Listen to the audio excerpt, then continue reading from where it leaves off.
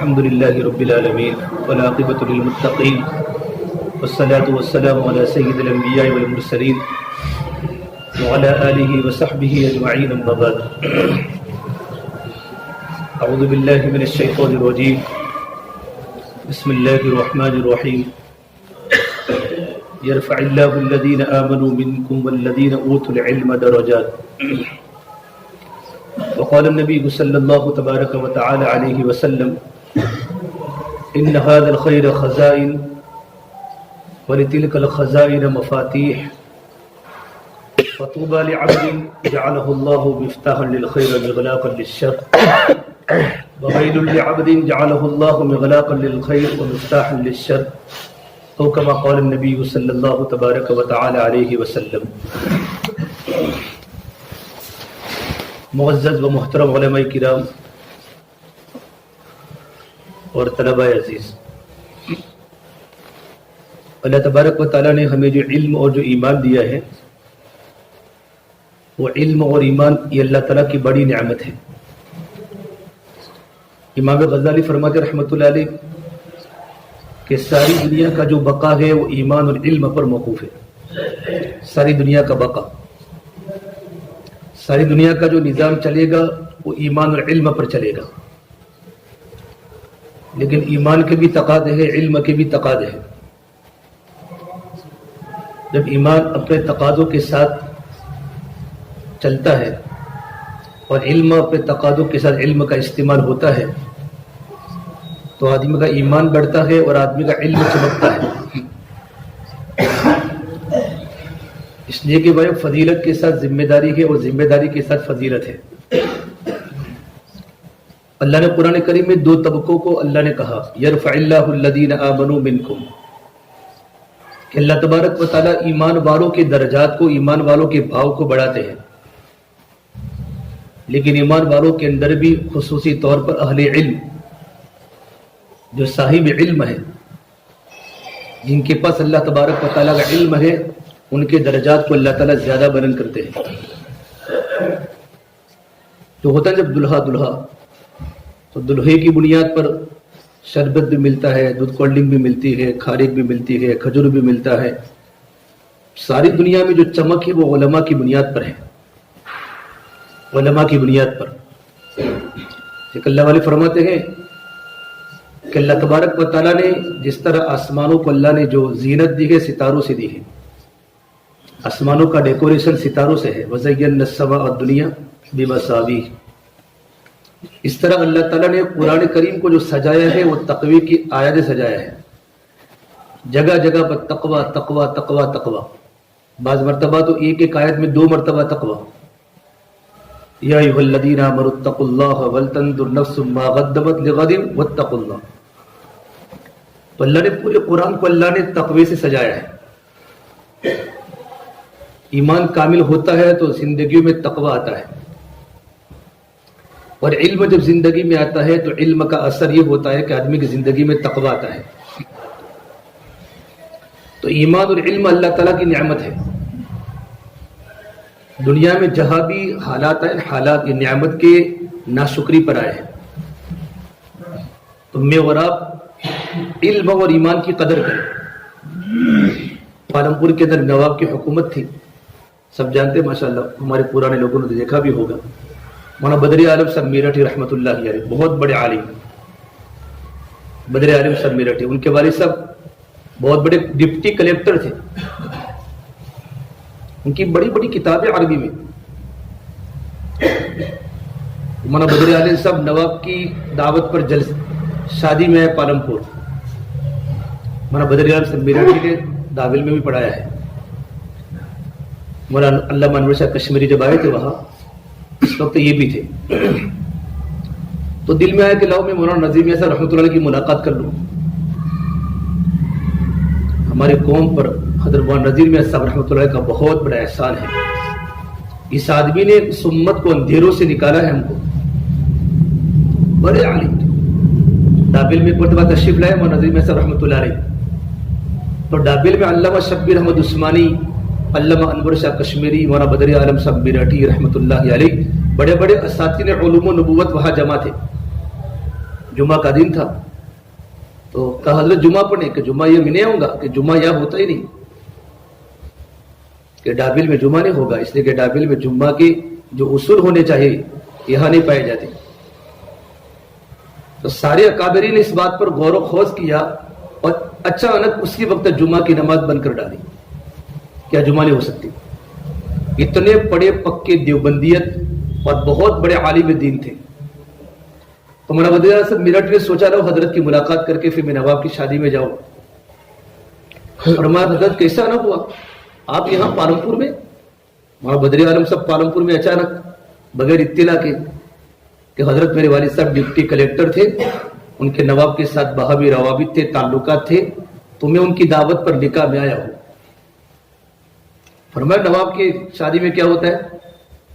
تو ہوتا ہے ڈول ہوتا ہے، تماشے ہوتے ہیں، باجے بجیں گے، ڈی جے بجیں گے۔ فرمایا تم کو اب شرم نہیں آتی؟ تم اتنے بڑے عالم ہو کر یہاں آئے ہو؟ تو کہا حضرت مجھے کون پہچانتا ہے پالمپور میں؟ میرے نام سے سب لوگ واقف ہیں لیکن کسی نے میری شکل نہیں دیکھی۔ فرمایا تم اپنے آپ کو تو پہچانتے ہو، تم کون ہو؟ تم کو دنیا نہیں پہچانتی، یہاں کے لوگ تم کو نہیں جانتے، لیکن تم اپنی ذات کو تو جانتے ہو میں کون ہوں۔ تمہارے پاس علم ہے، تمہارا علم تمہاری کیا رہبری کرتا ہے؟ من عرف نفسہ فقد عرف ربہ، جس نے اپنی ذات کو پہچانا اس نے اپنے پروردگار کو پہچانا۔ اسی وقت ٹرین میں واپس سیدھے میرٹھ چلے گئے۔ نواب کو اطلاع تھی کہ آ کر مولانا واپس چلے گئے مولانا نظیم احسن رحمۃ اللہ کی کچھ ملاقات کے بعد۔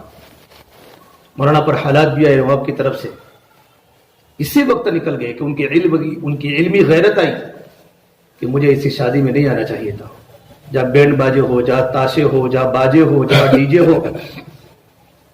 تو ایمان اور علم اللہ تعالیٰ کی بڑی نعمت ہے اور آدمی اس کی قدر کرے۔ نعمت کی قدر پر نعمت بڑھتی بھی ہے، نعمت باقی بھی رہتی ہے۔ لئن شکرتم لازیدنکم، ہم بولتے بھی ہیں، کتنی تاکید ہے، اگر تم شکر کرو گے تو ہم تمہاری نعمتوں میں اضافہ کریں گے۔ اور اللہ قرآن کریم ایک جگہ پر کہہ رہے ہیں میں تمہیں عذاب دے کر کیا کروں گا اگر تمہارے پاس نعمت ایمان ہے، اگر تمہارے پاس نعمت شکر ہے۔ شکر تو ایمان کا سایہ ہے۔ ما یفعل اللہ بعذابکم ان شکرتم وآمنتم، اللہ تمہیں عذاب دے کر کیا کرے گا اگر تمہارے پاس نعمت شکر ہے اور نعمت ایمان ہے۔ کہ علم کی نعمت بہت بڑی نعمت ہے، علم اللہ کی صفت ہے۔ اللہ تبارک و تعالیٰ کے پاس تواضع نہیں ہے، اللہ تبارک و تعالیٰ کے پاس تعالی ہے، اللہ کی صفت متعالی ہے، الکبیر المتعالی۔ بندوں کو تواضع کہ بندہ جو اللہ کی بارگاہ میں سورے گا وہ تواضع سورے گا، کبر تو اللہ کو پسند نہیں۔ رائے کے دانے کے برابر بھی تکبر ہوگا نا، اللہ جنت میں کبھی داخل نہیں کرے گا۔ الکبریاء رداگی والعظمت ایزاری، کہ تکبر تو میرا ایزار ہے، میرا کپڑا ہے، اور تکبر تو میری چادر ہے، عظمت تو میری چادر ہے۔ فمن نازعتنی منہ شیئا ادخلتہ فی النار ولا ابالی، اور جو میری صفت تکبر کو جو کھینچے گا نا میں اس کو جہنم کے حوالے کر دوں گا اور مجھے اس کی کوئی پرواہ نہیں۔ اللہ کو تواضع پسند ہے۔ تو علم کے بعد آدمی کی زندگی میں تواضع آتا ہے، یہ علم کا صفت ہے کہ اگر اس کے پاس معلومات ہیں تو معلومات سے اس کی زندگی میں کبر آئے گا، اگر اس کے پاس علم ہے تو علم کا اثر یہ ہے کہ علم کا اثر تقوی بھی لائے گا، علم کا اثر تواضع لائے گا۔ زندگی میں تواضع۔ اللہ کے نبی صلی اللہ تبارک و تعالی علیہ وسلم نے صدیق اکبر کے بارے میں فرمایا اگر کوئی انسان دنیا میں چلتی ہوئی زندہ لاش کو دیکھنا چاہے نا تب وہ قحافہ کے بیٹے ابو بکر کو دیکھ لے۔ اتنی زندگی میں تواضع تھی، اتنے علم کے باوجود۔ اللہ کے نبی کے بعد سب سے بڑا درجہ صدیق اکبر کا اس امت میں۔ علم کتنا تھا، عالم آدمی تھے، بہت بڑا علم اللہ نے دیا تھا۔ سب سے زیادہ علم کو جاننے والے ابو بکر ہے، لیکن جتنا علم زیادہ آئے گا اتنی زندگی میں تواضع آئے گی، جتنا علم زیادہ آئے گا اس کا یہ اثر ہوا زندگی میں تقوی آئے گا۔ تو نعمت کی بڑے ہم قدر کریں، علم کی اور ایمان کی۔ اللہ کے نبی اپنی دعاؤں میں اللہ سے یوں کہا ہے اللہم انا نعوذ بک من زوال نعمتک وتحول عافیتک، یا اللہ میں نعمت کے زائل ہونے سے پناہ مانگتا ہوں۔ یہ بات اللہ کے نبی کی دعاؤں میں ہمیں ملے گی کہ اللہ نے کسی کو اچھی نماز پڑھانے کا موقع دیا، اللہ نے کسی کو علم دیا ہے، اللہ نے گہرا رسوخ علم بھی دیا ہے، اللہ نے اس کی زندگی عملی دی ہے. اللہ نے کسی کو بات کرنے کا اچھا سلیقہ دیا ہے تو آدمی اس کی حفاظت کرے شکر کے طور پر. نعمت کی حفاظت ہوگی شکر کے ذریعے سے، ورنہ نعمت اچانک ظاہر ہو جاتی ہے. اور کتنوں کے پاس نعمتیں تھی، آج ہوٹلوں کے مالک ہوٹلوں میں کاروبار کر رہے ہیں کہ پڑھنے کے زمانے میں ان کا نام تھا، اول نمبر بیٹھتے تھے. اللہ اول نمبر سے کام نہیں لیتے، اللہ تو تواضع والوں سے کام لیتے ہیں. ہمارے سامنے تجربہ بھی ہے اور ہم سیرت پڑھتے ہیں کہ اللہ نے کام کن لوگوں سے لیا، کہ اللہ نے کام ان لوگوں سے لیا کہ جن کی زندگی میں تواضع تھا، جن کی زندگی میں ادب تھا اور جن کی زندگی میں عاجزی تھی. تو نعمت کا شکر بھائی بہت ضروری ہے. اللہ نے جب کسی نبی کو نعمت دی ہے، نبوت دی ہے، تو اللہ نے ہر نبی سے شکر کا کیا کیا تقاضا کیا. موسیٰ علیہ السلام کو اللہ نے توریت دی، موسیٰ علیہ السلام کو اللہ نے نبوت دی، رسالت دی، توریت دی اور کلیم اللہ بنایا. تو اللہ نے موسیٰ علیہ السلام شکر کا تقاضا کیا. قال یا موسیٰ انی اصطفیتک علی الناس برسالاتی وبکلامی فخذ ما آتیتک وکن من الشاکرین. کہ موسیٰ ہم نے آپ کو منتخب کیا، استفا، ہم نے آپ کو منتخب کیا ہے، آپ کو سیلیکٹ کیا ہے رسالت کے لیے، نبوت کے لیے، اور ہم نے آپ کو کلیم اللہ بنایا ہے. فخذ ما آتیتک، لو کتاب ہاتھ میں پڑھو اور میرے شکر گزار بندوں میں شامل ہو جاؤ. وکم من الشاکرین، یعنی بہت سارے شکر گزار بندے ہیں میرے پاس، میرے اس میں تم بھی شامل ہو جاؤ. اور اللہ کے نبی کو بھی اللہ نے کہا بل اللہ فاعبد وکم من الشاکرین. نبی جب اللہ تبارک و تعالیٰ کی عبادت کیجئے اور آپ شکر گزار بندوں میں شامل ہو جائیں. شکر گزاری بہت بڑی نعمت ہے. جب ہوا تعاون، یہ بھی جو تعاون کی بیماری جو دنیا میں پھیلی ہے، تعاون تو اس سے زیادہ خطرناک ہوتا ہے. اور جب کسی کو ہوتا ہے تعاون تو اس کو برداشت نہیں ہوتا. ملک شام میں جب تعاون امواس پھیلا، ملک شام میں تعاون امواس، ہزاروں صحابہ اس کے شکار ہوئے ہیں اور ہزاروں صحابہ کی قبریں تعاون میں بنی ہے. بڑے بڑے کبارے، بڑے بڑے علماء صحابہ.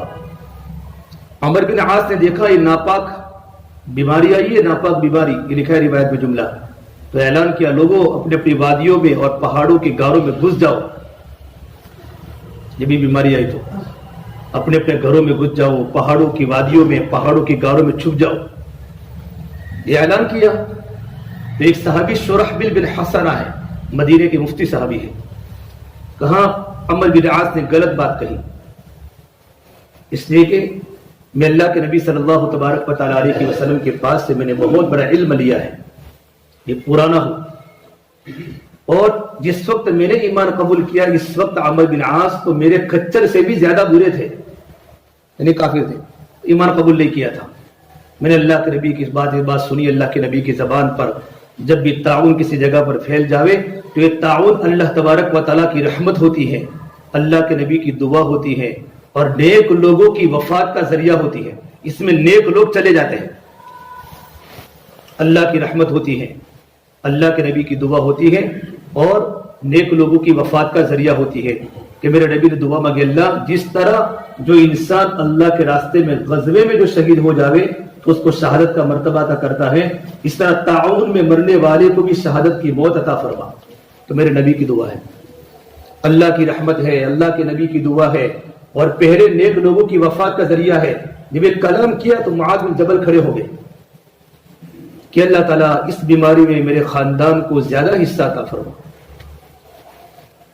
معاذ بن جبل مدینے کے مفتی، میرے نبی نے فرمایا میری امت میں سب سے زیادہ حلال و حرام کو جاننے والے معاذ بن جبل ہے. اعلمهم بالحلال والحرام معاذ بن جبل. اور کل قیامت کے میدان میں علماء کا جھنڈا معاذ بن جبل کے ہاتھ میں ہوگا. فوراً دعا مانگی ہے. بڑے صحابی مدینے کے مفتی ہیں. جب اللہ کے نبی جب مدینہ منورہ میں واپس آئے سن ہجری 11 میں حج کر کے تو اہل یمن نے تقاضا کیا ہمیں معاذ دے دو تاکہ ہمارے سامنے قرآن و حدیث کی روشنی میں ہماری تعلیمی رہبری کر سکے. معاذ کو مانگا. تو جب معاذ بن جبل کو میرے نبی نے روانہ کیا یمن کی طرف، ہے نا مشہور روایت کہ قرآن پر فیصلہ کرنا، اگر یہ بات نہ ملے تو حدیث پر فیصلہ کرنا، اور حدیث میں اگر یہ بات نہ ملے تو امت کے علماء کا جو اجماع ہو اس پر فیصلہ کرنا، اگر اجماع بھی نہ ہوتا ہو تو قیاس کر کے فیصلہ کرنا. یہ ہماری حنفیوں کی پکی روایت ہے اجتہاد میں، تقلید میں. ہم اصول فقہ میں پڑھتے ہیں اللہ کے نبی نے سارے کے سارے صحابہ کرام کو روانہ کیا اللہ کے راستے میں تعلیم و تبلیغ کے لیے مسجد سے، لیکن معاذ بن جبل کو چھوڑنے کے لیے آپ 8 میل تک پیدل چلے ہیں۔ یہ مدینے کے مفتی کا مقام ان کے دل میں تھا کہ اس سے امت کو بہت نفع ہوگا، تعلیمی میدان میں بھی، تبلیغی میدان میں بھی۔ معاذ بن جبل راکب رسول اللہ صلی اللہ علیہ وسلم تحت راحلتہ، کہ معاذ تو سوار ہیں اور اللہ کے نبی ان کے کجاوے کے پیچھے پیچھے چل رہے ہیں، پیچھے پیچھے، اور اللہ کے نبی ہدایات فرما رہے ہیں، معاذ یہ کرنا ہے، معاذ یہ کرنا ہے، معاذ یہ کرنا ہے۔ تمام صحابہ کرام میں ایک وہ صحابی ہیں جن کو میرے نبی نے ان کے سامنے محبت کا اظہار کیا، یا معاذ واللہ انی لأحبک یا معاذ، اللہ کی قسم معاذ میں تم سے بہت محبت کرتا ہوں۔ کہ معاذ کسی بھی فرض نماز کے بعد دعا پڑھنا کبھی مت چھوڑنا، اللہم اعنی علی ذکرک وشکرک وحسن عبادتک، یا اللہ تو میری مدد فرما تیرے ذکر پر، تیرے شکر پر اور حسن عبادت پر، تو مجھے تیرا تعاون فرما۔ یہ دعا معاذ بن جبل کو محبت کا اظہار کر کے بتائیے کہ فرض نماز کا دعا پڑھنا کبھی مت چھوڑنا۔ تو ہدایت کی بات کر رہے ہیں، اخلاص کی بات، معاذ تھوڑا بھی عمل کرنا اخلاص کے لیے، کہ تھوڑا کا عمل بھی اخلاص کے لیے کافی ہے۔ پھر اخیر میں ایک بات فرمائے، معاذ یمن جا رہے ہو، ایاک والتنعم، اپنے آپ کو عیش پرستی سے بچانا، فإن عباد اللہ لیسوا بالمتنعمین، اللہ کے نیک بندے عیش پرستی کو بالکل پسند نہیں فرماتے۔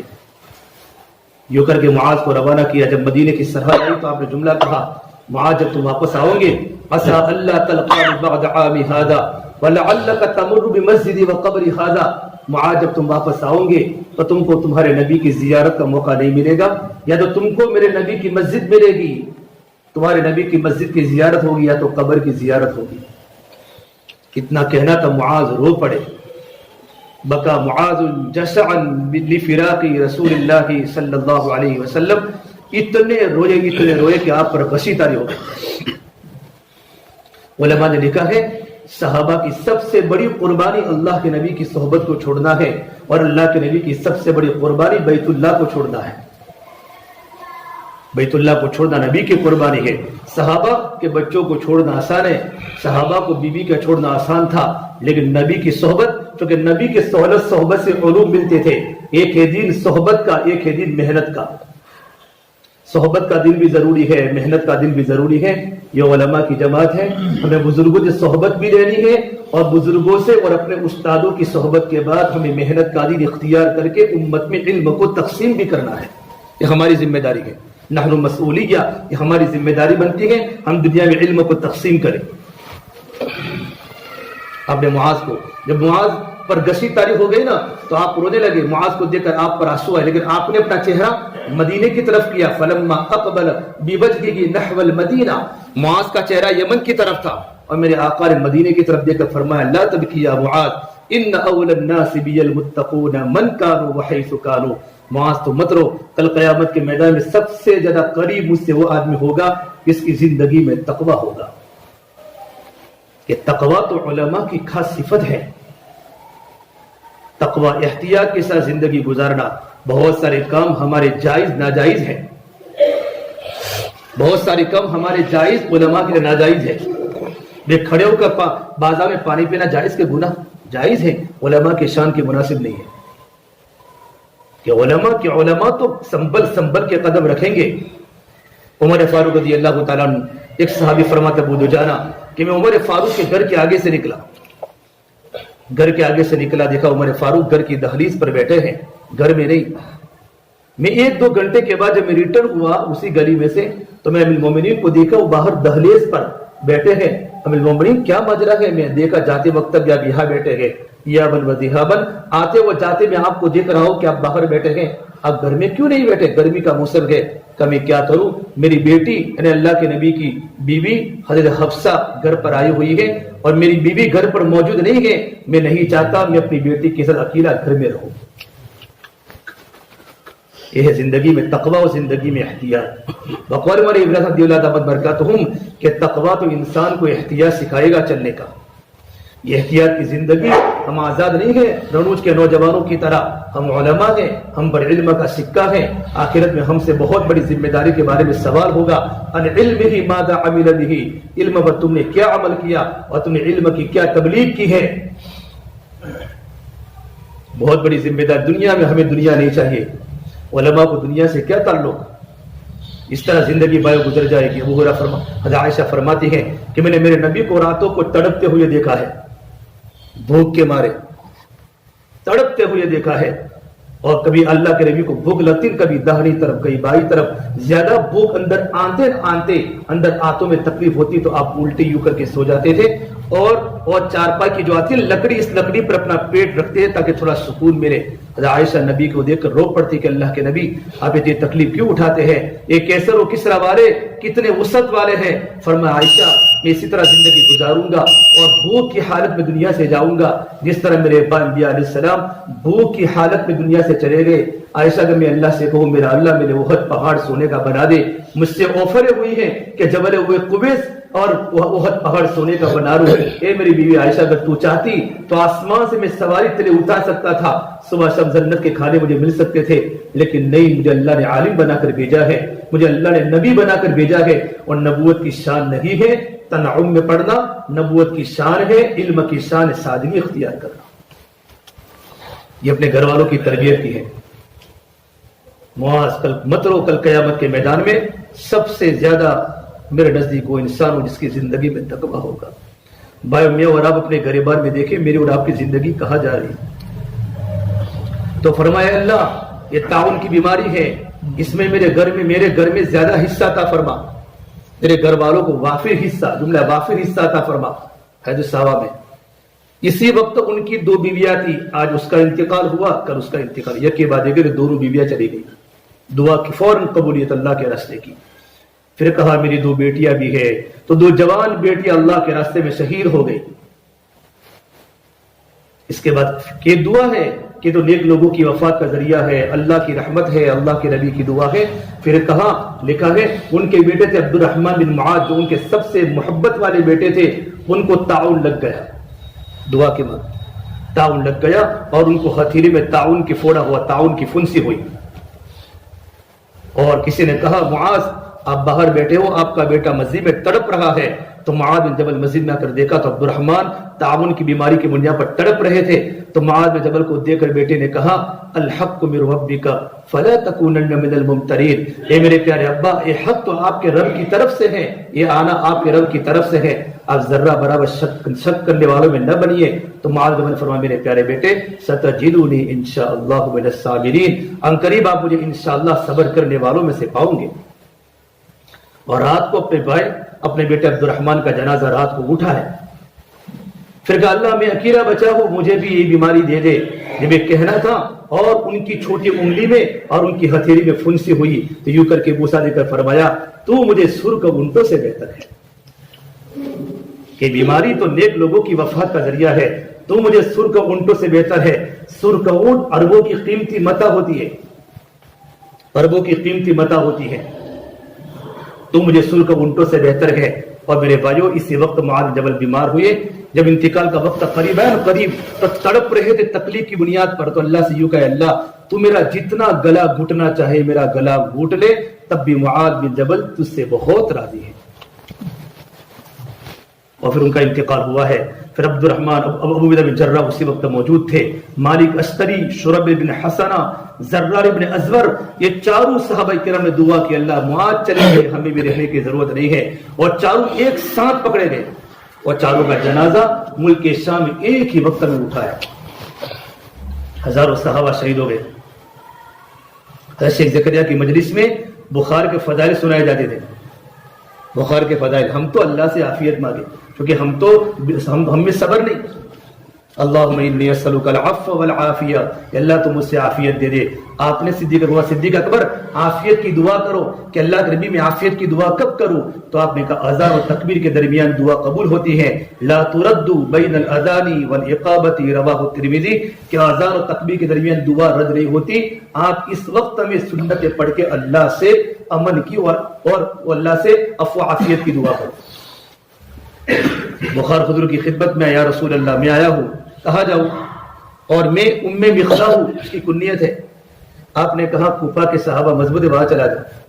کون؟ بخار کو آپ نے کوفہ والوں کے پاس قبا والوں کے پاس بھیج دیا، قبا، جہاں 2 رکعت نماز پڑھنے پر مقبول عمرے کا ثواب ملتا ہے۔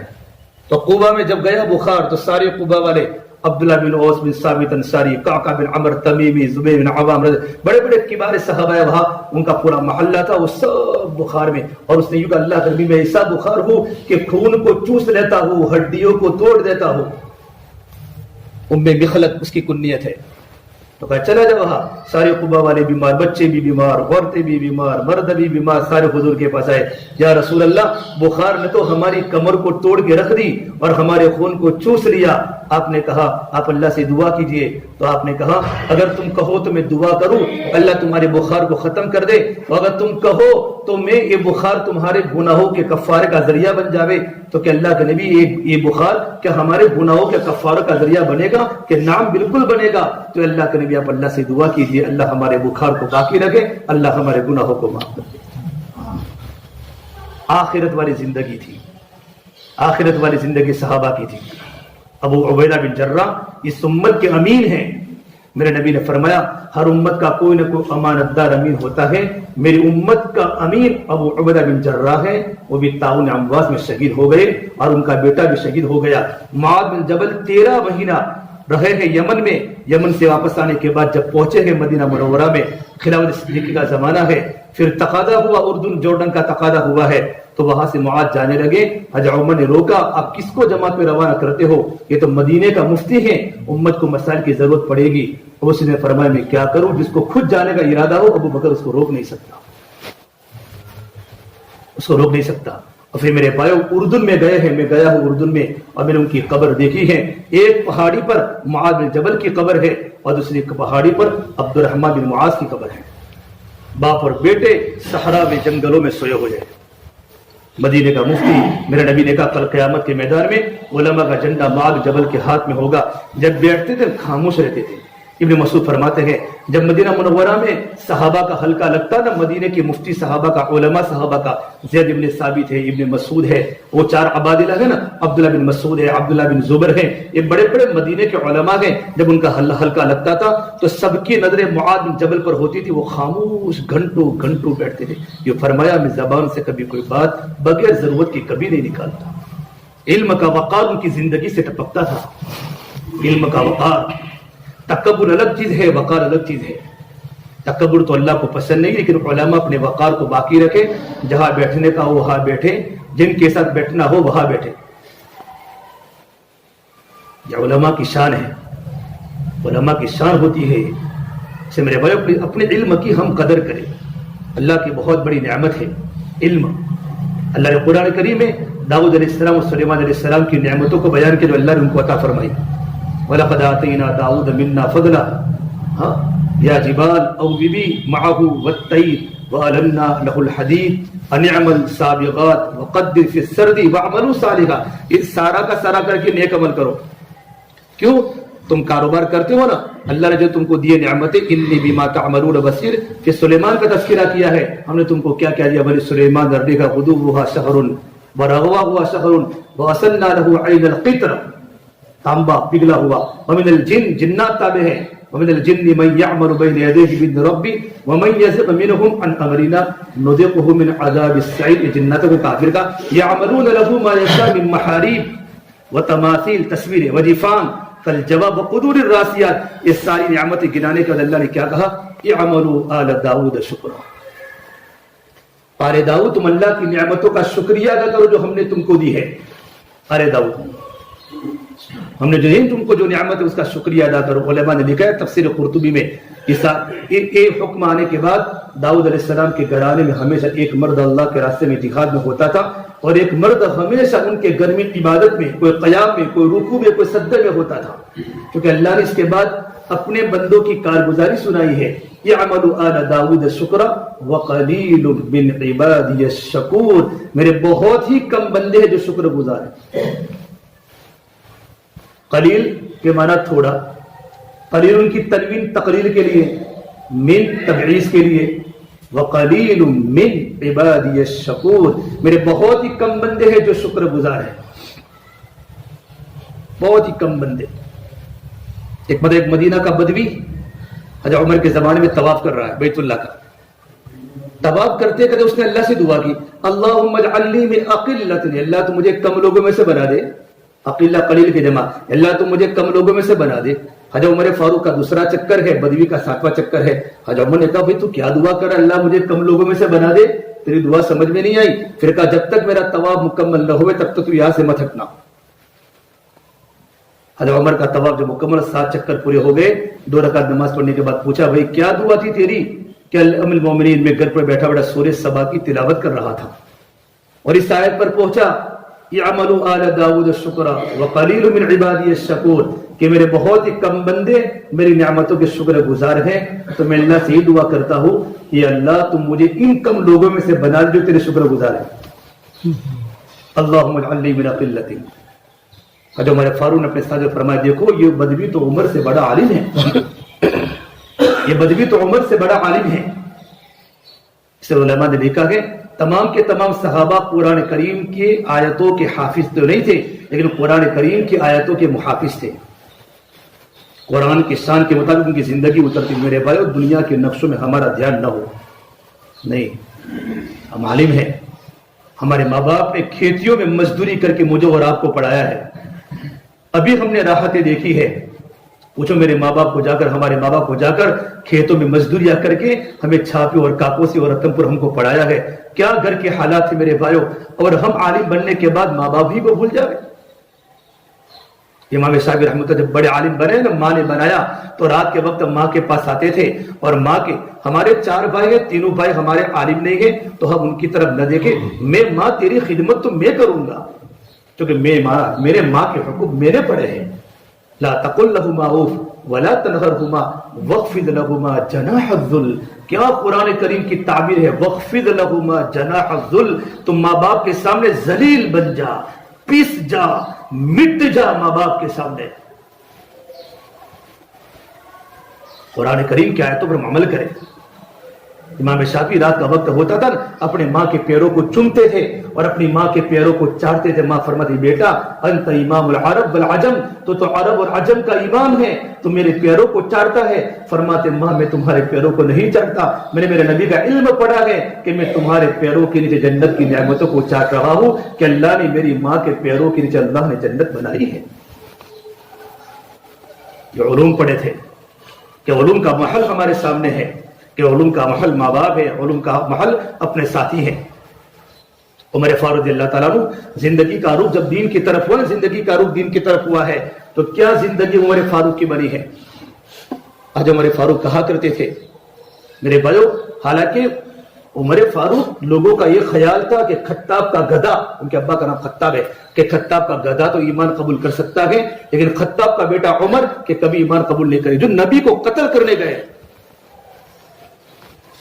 جب زندگی کا رخ جب دین کی طرف، ایک صحابی نے پھیرا، نعیم نے راستے میں کہا جاتے ہو اپنے گھر کی تو خبر لو، یہ ایک انداز تھا، اشارہ تھا، گھر میں ایمان قبول، نبی کے پاس جا رہے تھے، غصے کی کیفیت بدلی ہے، غصے کا رخ بدلا ہے، گھر گئے ہیں اور توحا ما انزلنا والی آیتوں کا مفہوم پڑا ہے۔ توحا ما انزلنا علیک القرآن لتشقی، میرے نبی لمبی لمبی نفلیں پڑھتے تھے پوری پوری رات، آپ کے پیروں پر ورم آتے، اللہ نے کہا توحا۔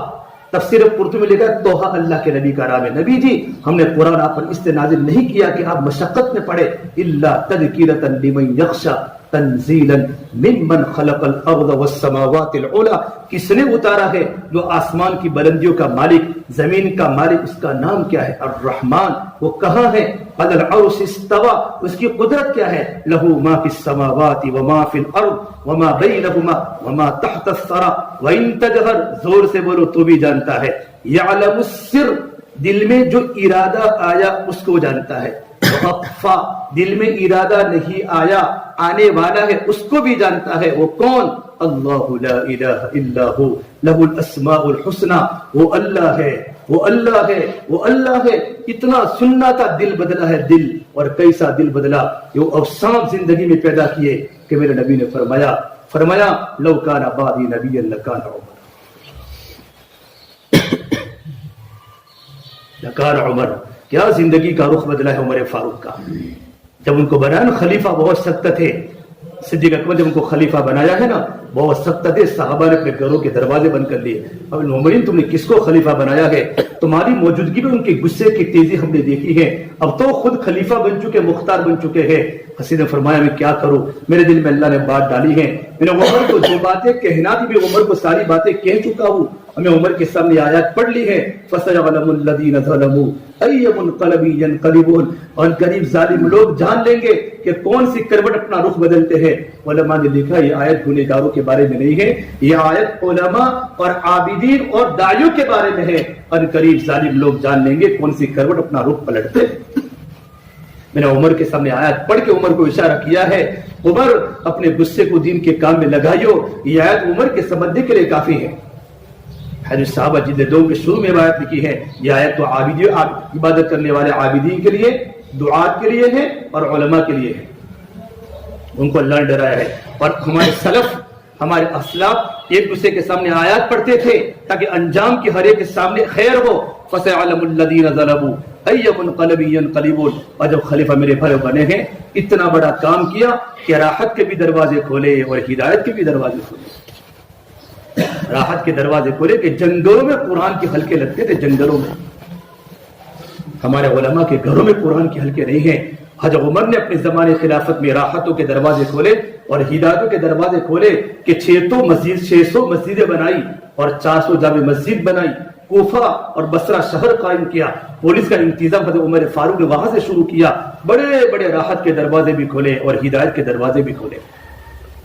جب 12 سال خلافت کے بعد, 10 سال خلافت کے بعد جب دنیا سے گئے ہیں نا, اور حضرت عمر فاروق کہا کرتے تھے لا تذهب عن التحبب. لوگوں تم یہ مت کہا کرو کہ ہمیں لوگوں کی محبت کی ضرورت نہیں ہے. لوگوں کی محبت سے بے پرواہ مت بنیو. ہمیں تو مخلوق کی محبت کی ضرورت ہے. جب ان کا انتقال ہو, انتقال میرے بھائیو مدینہ منورہ کے صحراؤں میں جناتوں کے رونے کی آواز آئی ہے. اور صحابہ اتنے روئے کہ جن کی خلافت پر آنے پر صحابہ کرام پریشان تھے. سہیب رومی اور سلمان فارسی اور ابو دردہ اتنے روئے عمر فاروق کے جنازے کے بعد جس کی کوئی حد نہیں ابو دردہ کی. اور فرمایا صحابہ کرام نے کتنے دیر تک کھانا نہیں کھایا کیونکہ آدمی حق پر تھا. عثمان غنی علی مرزا فرماتے ہیں کہ ہم نے میرے مومن عمر فاروق کو دیکھا کہ وہ ایک مرتبہ مدینہ منورہ کے جنگلوں میں جا رہے تھے. حضرت علی آ رہے تھے, اٹھنے پر فرمایا مومن دوپہر کو کہاں جا رہے ہو؟ کہ بیت المال کا اونٹ گم ہو گیا ہے. تو فرمایا غلام اسلم کو کہتے. ارے غلام اسلم کو کہتے. فرمایا آخر میں غلام اسلم سے اللہ نہیں پوچھے گا, اللہ تو مجھے پوچھے گا. پھر کہا دریائے فرات پر اگر یہ کتا پیاسا مر گیا تو عمر کو اللہ کے سامنے جواب دینا پڑے گا. بھائی ذمہ داری کا احساس تھا, ذمہ داری کا. میں نے اور آپ نے بھی ذمہ داری کو بلا لی. ہمارے علماء کرام کے لیے میرے بھائی ضروری ہے ہم اپنی زندگی کو دیکھیں. اپنی زندگی کو دیکھیں. میں کہا جا رہا ہوں میرے بچے, میری بچیوں کے کپڑے, میں اس طرح معاشرے کی بات نہیں کرتا. ہم خود دیکھیں میرا بھائی غیر عالم ہے, اس کے بچوں کے کپڑے میرے بچوں کے کپڑوں میں فرق ہے کہ نہیں؟ میری بیوی کے ساتھ میرا رہن سہن میرا کیسا ہے, میرے بھائی کا کیسا ہے؟ ایسا نہ ہو کہ میں عالم ہونے کے باوجود میرے گھر میں جھگڑوں کی آوازیں ہیں, میرا بھائی غیر عالم ہونے کے باوجود اس کی بیوی اس کے ساتھ سکون کی زندگی گزار رہی ہے. ہم تو اپنے نبی کی معاشرت کے ابواب پڑھے کہ میرے نبی نے فرمایا خیرکم خیرکم لاہلکم, تمہیں سب سے بہتر وہ ہے جو اپنے گھر والوں کے لیے اچھا ہو. پھر فرمایا انا خیرکم لاہلی, میں تم سے سب سے بہتر میں اپنے گھر والوں کے لیے اچھا ہوں. میرے نبی کے اندر تقوی بہت تھا, اللہ کا ڈر بہت تھا, علم تھا. اگر علم سے تقوی نہیں ہے تو اس کا الٹا یہ ہوگا کہ علم سے حسد ہوگا. حسد, کوئی اچھی بات کرتا ہے, کوئی اچھی نماز. ہماری زبانیں کیسے قابل ہے کہ کسی کے بارے میں تصویریں کریں. ہم تو دعا کریں اللہ اس کے علم میں برکت دے. یہ دعا کرنے والا اللہ اس کو موت کے وقت مفتی خانپوری صاحب فرماتے اللہ اس کو کلمہ نصیب کرے گا کہ اس نے ساتھیوں کی نعمتیں دے کر دعائیں کی ہیں. دعائیں کی ہیں. ہمارے بولے ابا صاحب ایک بات دیکھ لیجیے, وہ بیٹھے ہیں, جب ان کے حلقے میں کوئی عالم آتا ہے اچھی بات کرنے والا اور محنت کرنے والا تو بہت اس کو ترغیب دیتے ہیں کہ مولانا مولانا مولانا, اور اس کو لے کر جماتے ہیں. مول صاحب آپ کے ہمارے علاقے میں ضرورت ہے, ہمارے حلقے میں ضرورت ہے. وہ عالم وہاں جا کے جم جاتا ہے. ایک ہے مدح اور ایک ہے حمد. خوشامد جائز نہیں, یہ تعریف جائز ہے. میرے نبی نے صحابہ کی تعریفیں کی ہے. ابو بکر وہ ہے، عمر وہ ہے. ہاں تعریف کرنا گناہ ہے. وہ حدیث ہے مشکات کی کہ جو انسان کسی کے سامنے تعریف کرے تو اس کے منہ میں مٹی ڈالو، وہ سمجھنے کی ہے. تعریف کا اگر تعریف نہ کرو تو امت ٹوٹ جاوے. تم بیٹے کی تعریف کرو بیٹا ٹوٹ جاوے. بیٹا تو کیسا اچھا پڑھتا ہے، بیٹا تو کیسا اچھا کھانا کھاتا ہے. ارے شوہر کو بیوی کی تعریف کرنی پڑتی تاکہ تب جا کر بیوی گھر میں چلتی ہے. بھائی تعریف تو ضرورت ہے. اور ایک روایت بتاؤ کنز الامہ کی، وجہ المؤمن مدح المؤمن فی وجہہ ربا ایمانہ. مدح المؤمن فی وجہہ ربا ایمانہ. کسی ایمان والے کی اس کے منہ کے سامنے تعریف کرنا اس کا ایمان بڑھتا ہے. لیکن ہمیں پتا ہو کہ سامنے والے کی تعریف کرنے سے آدمی پھولتا ہے اور وہ تعریف کا قابل نہیں. پھر تعریف کرنا خوشامد، جیسے لوگوں کی عادت ہے خوشامد کرنی کمیٹی والوں کی، آپ تو ماشاءاللہ آپ تو یہ ہے نا، آپ تو یہ، اور آپ آئیں تو یہ ہوا. ہمیں کیا ضرورت ہے؟ ہمیں تو اپنے کام میں لگے رہنے کی ضرورت ہے. ہم اپنا کام کرتے ہیں. کسی کی خوشامد میرے نبی نے زندگی میں کبھی نہیں کی ہے. آپ نے صحابہ کی تعریف ہے کہ ابو بکر تم تو وہ صحابی ہو کہ جنت کے 8 دروازے پر آپ کی پکار آئے گی. میں نے جنت میں ایک محل کو دیکھا. میں نے جانے کا ارادہ کیا، پوچھا کس کا محل؟ کہ فتن من قریش نوجوان عمر کا ہے. تو فرمایا میں عمر کا نام سن کے ہی واپس آ گیا کہ عمر تو غیرت مند آدمی ہے. آپ نے عمر کی تعریف فرمائی. ہم بھائیو ہمارے سامنے اللہ کے نبی کی ہم روزانہ کچھ مطالعہ کریں. تفسیر کا مطالعہ کریں، سیرت کا مطالعہ کریں، ہم تاریخ اور ہسٹری کا مطالعہ کریں، اور زمانے کے حالات کا علماء کرام کے سامنے علم ہو کہ بھی زمانہ کہاں جا رہا ہے اور امت کو کس کی ضرورت ہے. دعوت تبلیغ کی محنت کو مقدم رکھ کر علماء کو سارے کام کرنے. اس محنت کو چھوڑنا نہیں ہے. دعوت تو ہمارا مغز ہے. بیان میں نے پڑھا کہ علم کی صفت تعلی ہے، اس کا ہاضمہ دعوت ہے. وَإِذْ قَالَ مُوسَىٰ لِقَوْمِهِ يَا قَوْمِ لِمَ تُؤْذُونَنِي وَقَدْ تَعْلَمُونَ أَنِّي رَسُولُ اللَّهِ إِلَيْكُمْ جَمِيعًا.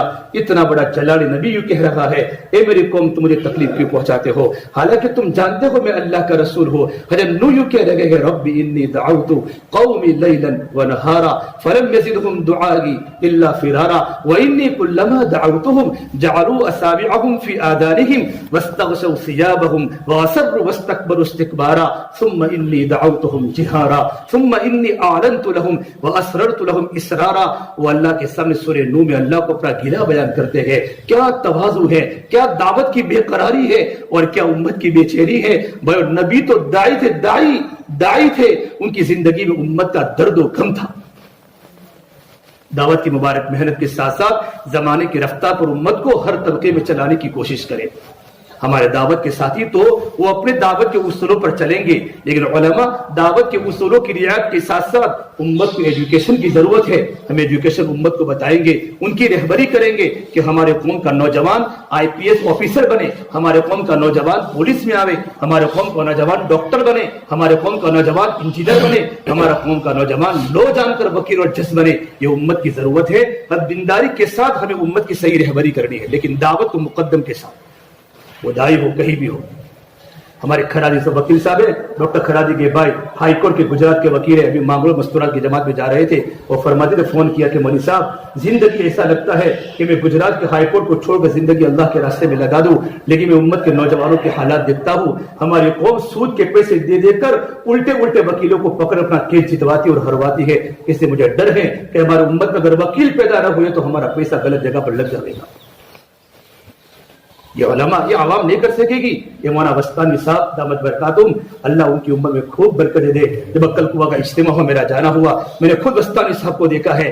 قاری سید عبادی رحمۃ اللہ کے خلیفہ تھے، فرماتے تھے کہ مولوی صاحب میں روزانہ فجر کی نماز کے بعد میں خود طلباء کو لے کر جاتا ہوں اور میں خود وہاں جا کر صفائی کرتا ہوں، میں خود کھڈے کھودتا ہوں. میں نے اپنا اکابر کو کھڈے کھودتے ہوئے دیکھا ہے. یہ آدمی دعوت کی محنت کے ساتھ ساتھ اتنا بڑا کام کیا کہ دنیا حیران ہے، اور دنیا کے عقلاء اور دنیا کے سائنسداں اور دنیا کے ایجوکیٹڈ طبقہ عاجز ہے کہ آدمی کیسے کام کرتا ہے. ہم بھی ایک بار ترکے سے پڑھتے بخاری شریف کا درس، وہ آگے میں ان کو جانتا نہیں تھا فریاد دارین میں، اور اگر ہمارے پاس بیٹھ گئے تو ہمارے ایک تھا زکریا سارودی، مجھے کہا کہ مولوی صاحب یہ مولانا وسطانی صاحب ہیں. پوچھا بھی کہاں سبق چلتا ہے؟ میں نے کہا یہ مولانا شیر علی صاحب کا گھنٹہ تھا. پھر جیسے گھنٹہ پورا ہوا تو مولانا کہا آؤ مولوی وسطانی صاحب. پھر مجھے معلوم پڑا مولوی وسطانی صاحب ہے. ان کے جانے کے بعد مولانا نے فرمایا اللہ ترکے سر کو پوچھے گا کیا رہے ہو، تب کہیں گے اللہ ہم تو وسطانی کو لے کر آئے ہیں. یہ ہمارے استاد ہماری زندگیوں پر فخر کریں. بھائی ہم نوجوان ہیں، جوان علماء، لیکن اپنی خلوتوں کو پاک کرو.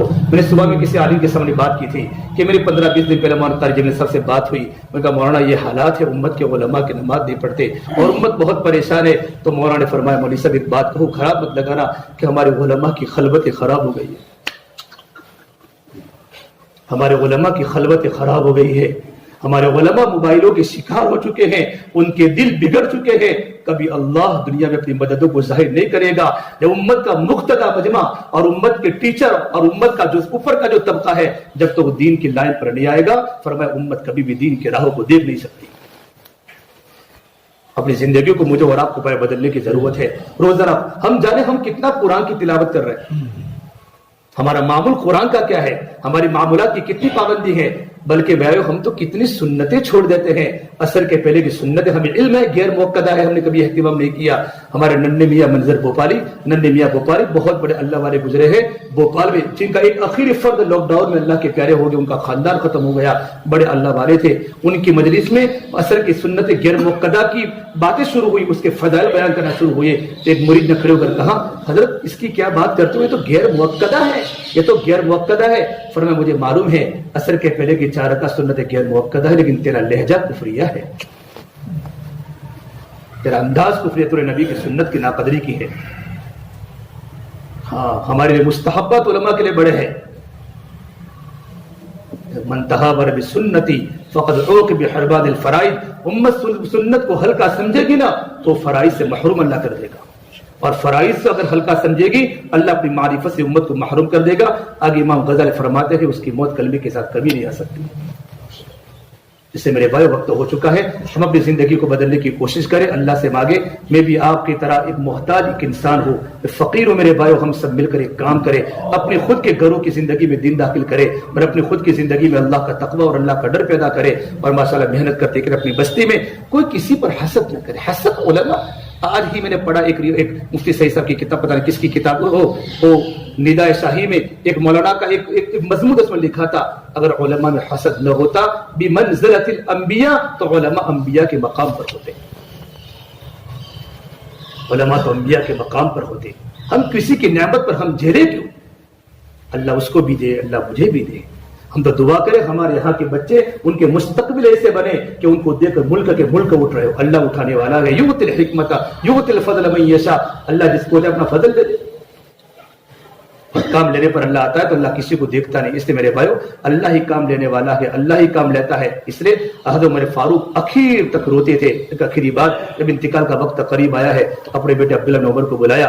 عبداللہ میری پیشانی کو سر پر رکھ لے، سر پر رگڑ. ان کے بیٹے نے حضرت عمر کی پیشانی کو اپنے گھٹنے پر رکھا. کہا بھائی حق تیرا برا ہو، ایسا مت کر، میرے سر کو زمین پر رکھ اور اپنے رخسار کو زمین پر رگڑ کر یوں کر کے فرمایا ویل لک یا عمر ان لم یغفر لک ربک. یہ عمر تو برباد ہو گیا اگر تیرے اللہ نے تجھے معاف نہ کیا. روتے روتے میرے بھائیو اتنا ایمان زندگی میں کبھی عدل کیا ہے، عدل کبھی ظلم نہیں کیا، لیکن کتنا موت کا ڈر ہے. جب جنازہ اٹھایا گیا ہے حضرت عبداللہ بن مسعود فرماتے ہیں میرے کندھے پر کسی نے ہاتھ رکھا تو میں نے دیکھا تو کون علی مرتضی تھے. علی نے کہا سچ کہا ہے میرے نبی نے، سچ کہا ہے میرے نبی نے. میں نے ہزاروں بار سنا ہے میرے نبی کی زبان پر جب آپ داخل ہوتے تھے تو داخل ہوا دخلت انا ابو بکر و عمر خرجت انا ابو بکر و عمر. میں نے ہزاروں بار میرے نبی کی زبان پر سنا ہے ابو بکر عمر ابو بکر عمر. یہ قبر میں سونے کے حقدار عمر فاروق ہی تھے. سے میرے بھائی اپنی زندگی کو بدلنے کی کوشش کرے. اللہ وقت لگاوے. بہت بڑا کام آپ لوگ کر رہے ہیں. علماء اس وقت بہت پریشان ہے میرے بھائیوں. علماء کی حالت تو اللہ ہی جانتا ہے، ان کی زندگی کے گزران کیسے گزر رہے ہیں. لیکن میرے بھائی اللہ کبھی ہمارے صبر کو اللہ کبھی ختم نہیں کرے گا. اللہ ہمیں وہ دے گا کبھی ہم نے تصور میں نہیں سوچا ہوگا. اللہ ہمیں کسی کا محتاج انشاءاللہ اللہ بھی کبھی نہیں بنائے گا. ہم کو اللہ سے لینے والے بنے. ومن یتق اللہ، ہمیں اللہ نے سکھایا ہے یجعل له مخرجا ويرزقه من حيث لا يحتسب ولو ان اهل القرى آمنوا واتقوا لفتحنا عليهم بركات من السماء ومن يتق الله يجعل له من امره يسرا. اللہ نے قرآن کریم کی آیتیں ہم کو سمجھایا ہے. اللہ سے تعلق پیدا کر لو.